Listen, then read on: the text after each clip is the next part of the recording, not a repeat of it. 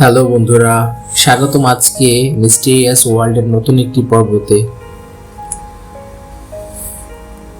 একটি বই যা পড়ার পর মানুষের স্বাভাবিক থাকে না, এমনকি কেউ কেউ হারিয়ে ফেলেছে নিজের মানসিক ভারসাম্য। এটি কোনো মিথ্যা নয়, বরং একটি রহস্যময় সত্য। আজকের ভিডিওতে আমরা জানব সেই রহস্যময় বইয়ের গল্প। ইতিহাসে এমন অনেক বইয়ের কথা শোনা যায় যা পড়ার পর মানুষ অদ্ভুত আচরণ করতে শুরু করে।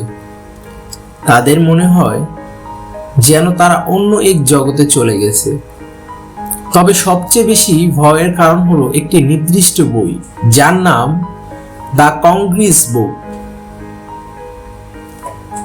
দ্য কংগ্রেস বুক সম্পর্কে ধারণা করা হয় এটি এমন একটি বই যেখানে লুকিয়ে রয়েছে অতিপ্রাকৃতিক শক্তির গোপন তথ্য। বিজ্ঞানীরা বলেন এই বই পড়ার পর মানুষের ব্রেনে অদ্ভুত পরিবর্তন হয়। এটি কি সত্যি কোনো অভিশপ্ত বই, নাকি এটি শুধু কল্পনা?